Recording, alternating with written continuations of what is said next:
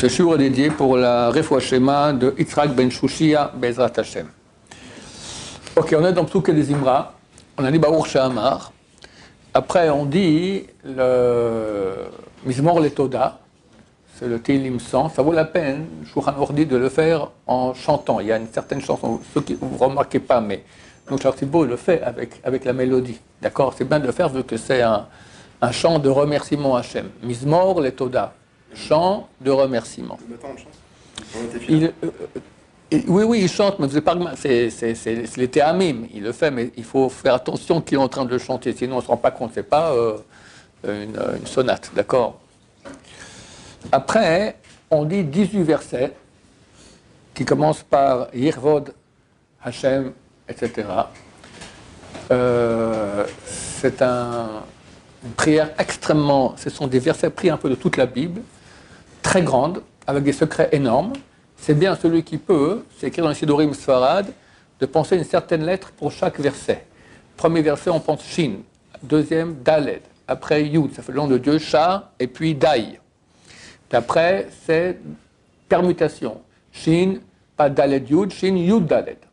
Et après, Daled Yud Shin, etc. Comme ça, les 18, c'est bien celui qui peut arriver, quand il s'est versé, à penser à ces lettres-là, c'est bien. Après, on passe à Ashrei, qui est le Tehillim le plus important des Psuke des Imra. Si quelqu'un est en retard à la prière, il faut commencer la prière avec le She'ar Tzibur.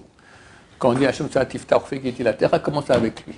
Et pour ça, on peut sauter des parties auparavant, à condition de les rembourser après la prière, bien sûr. Maintenant, le Tehillim le plus important qu'on dira de ne pas sauter, c'est Ashrei. D'accord? Maintenant, on dit Ashrei, et on dit un verset, il faut penser ce qu'on dit. Tu ouvres ta main et pas tes mains. Les gens ouvrent les mains comme ça. Alors on croit que Dieu ouvre ses mains. Mais c'est peut-être yadecha ta main. Nous on ouvre les deux mains pour recevoir. Mais Dieu il ouvre sa main. Et tu rassasies le chol chai à chaque vivant, ratzon en fonction de sa volonté, ce qu'il a besoin. Celui qui n'a pas pensé au moins ce que je viens de dire maintenant, il doit redire le verset. S'il n'a pas fini encore Ashrei, il se rend compte qu'il n'a pas fini, il revient à ce verset, il finit tout. Si il a déjà fini Ashrei, alors il dira ce verset entre un des Mizmorim qui est après. Si il a oublié, alors après la prière, dès qu'il a fini, il dit Somer, il commence 3 versets auparavant. Somer Hashem et Kol Avav, Somer Hashem, après Enechol Elecha Esebur, troisième Potech et Yadecha. On dit les 3 versets. S'il a raté, alors dans le Ashrei qu'on dit après la prière, il pense Potech et Yadecha. T'as une question? Une seconde. Et s'il a raté, il pense au moins au Potech et Yadecha de Ashrei qu'il y a dans Mincha.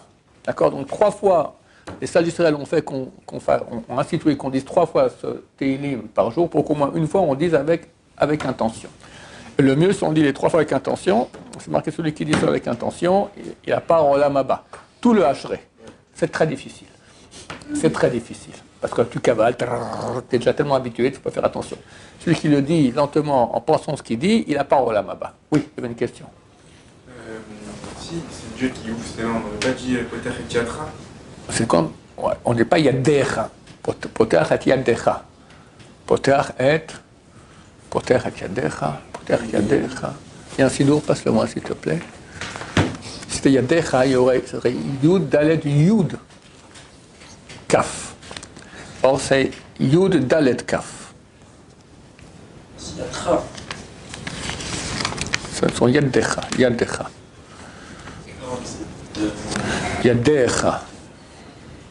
Yadecha, mais c'est quand même. C'est Decha, mais c'est sans le Yud. Donc c'est un singulier, c'est pas un pluriel. Maintenant, c'est vrai qu'il y a une coutume, les gens ouvrent leurs mains pour recevoir le flux d'Hachem, c'est pas obligatoire, c'est une coutume, mais il ne faut pas le faire en levant les mains vers le ciel. Pourquoi? C'est écrit dans le Zohar Kadosh qu'on n'a pas le droit de lever les mains vers le ciel pour rien.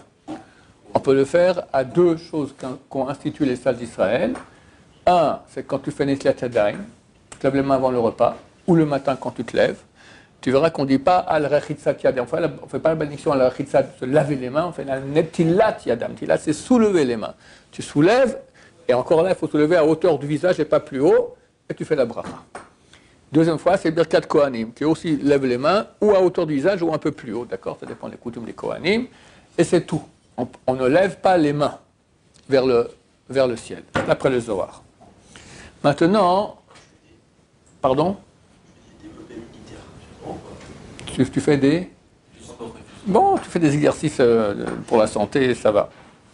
Maintenant, dans les Sidurim Sfarad, ils donnent aussi des kavanot, des intentions à avoir quand on dit ce verset-là. C'est bien de le faire, pas obligatoire, mais c'est bien de le faire. J'explique rapidement les intentions. Potach Yadecha, il faut penser que ce sont les initiales de 3 lettres, Pei, Aleph et Yud. Ça vaut 91, qui sont la même valeur numérique qu'un autre nom de Dieu, qui est Samer, Aleph et puis Lamed, qui est la même valeur numérique que l'imbrication des deux noms de Dieu, Yud Kevavke et Ado et puis Naï. Comme ça, Yud, Aleph, Hei, Dalet, Vav, Nun, Hei et puis Yud. Pensez ça aussi. Potach et Yadecha, tu penses que les dernières lettres de ces 3 mots, ça fait un nom de Dieu qui est Chatach. C'est le nom de Dieu qui est responsable de la Parnassa, pour avoir de l'argent, qui veut de l'argent. Après, Potach et Yadecha, Umasbiya, tu penses valeur numérique, ce même nom, Chatach. Lechol Chai Ratzon, tu penses que les dernières lettres de ces 3 mots, quand on lit à l'envers, ça fait Rachel.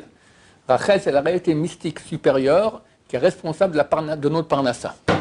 Donc tu penses ça, et tu penses que Dieu donne la Parnassa depuis les cornes des Réhémim, ce sont des animaux énormes comme des dinosaures, jusqu'aux œufs de poux, comme ça dit Chazal. Voilà, il s'occupe de la donner Parnassa à tout le monde.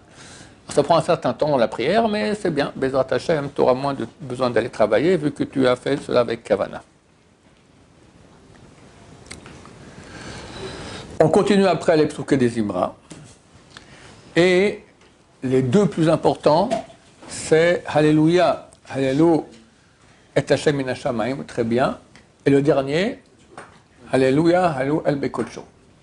Ces 2 Teilim sont les plus importants de tous les Teilim qu'on dit dans le Psuké des Imra, et c'est dit à leur propos, la Gemara elle dit, Rabbi Yossi a dit, Yehi chelki megomre halel bechol yom, que je fasse partie des gens qui finissent le Hallel tous les jours. Vous avez dit que c'était Ashrei C'est vrai, c'est le plus important, c'est Ashrei.